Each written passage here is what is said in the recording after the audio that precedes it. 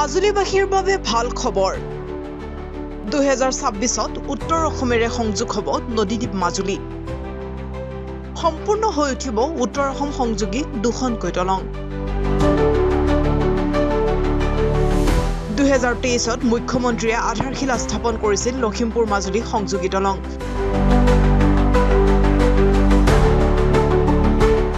যোৱা দুবছৰত দ্ৰুতগতিত চলা দলং নিৰ্মাণৰ কামৰ পিছত বৰ্তমান প্ৰায় সম্পূৰ্ণ হৈ উঠিছে লুইতৰ প্ৰথমখন দলং ইফালে সোৱণশিৰি দলঙৰ 60% কাম সম্পূৰ্ণ দিনে নিশাই চলিছে দলং নিৰ্মাণৰ কাম একেদৰে চলিছে ঘাই পথৰো কাম লুইত নৈৰ ওপৰত যিখন দলং এতিয়াতো 99% ইতিমধ্যে হৈছে আৰু এটা আশাৰ বতৰা সিদিনাখন এই দলংখনৰ ওপৰেদি 18 চকীয়া গাড়ী পাৰ কৰোৱাৰো এটা আমাক দেখাইছে গতিকে আমাৰ লোহিতৰ ওপৰত যিখন দলং সেইখন 99% ইতিমধ্যে হৈছে বুলি আমি ধৰি লৈছোঁ আৰু 26ৰ শেষত হিখন দলঙো হয়তো আমি এনেধৰণেই আশা কৰিছোঁ আৰু এইখন দলঙে এইটো আমাৰ বহুদিনে এটা মাজুলীবাসীৰ লগতে অসমবাসীৰ এটা বিশেষকৈ মধ্য অসমত আপোনাৰ অৰুণাচল নাগালেণ্ড যোগাযোগৰ একমাত্ৰ এটা সুচল পথ আৰু আমাৰ মাজুলীবাসীৰ কাৰণে আৰু এটা সুখবৰ গুৱাহাটীলৈ আমি যিটো সময়ত যোৰহাট আৰু লখিমপুৰে ঢকুৱাখানা দি আমি ঘূৰি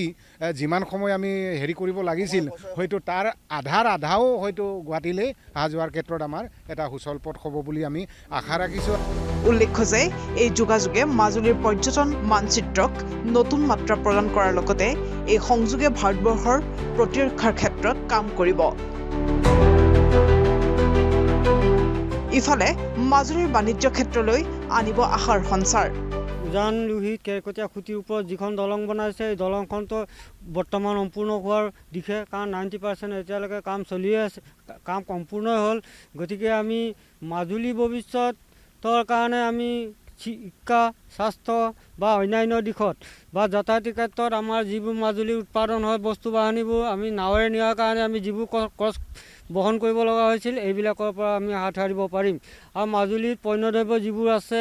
শাক পাচলি যিবোৰ আছে সেইটো আমি বাহিৰত ক'তো ছাপ্লাই দিব পৰা নাছিলোঁ গতিকে এতিয়া আমি এই দলংখনৰ যোগেদি আমি ছাপ্লাই দিব পাৰিম প্ৰায় 800 কোটি ব্যয় সাপেক্ষে হাৰিয়ানাৰ SP সিংঘালা নামৰ কনষ্ট্ৰাকশ্যনটোৱে 2023ৰ পৰা আৰম্ভ কৰিছে এই কাম 2026ত মুকলি হ'ব যাতায়াত উৎফুল্লিত মাজুলীবাসী মাজুলীৰ পৰা ভাস্কৰ বৰাৰ ৰিপৰ্ট প্ৰথম খবৰ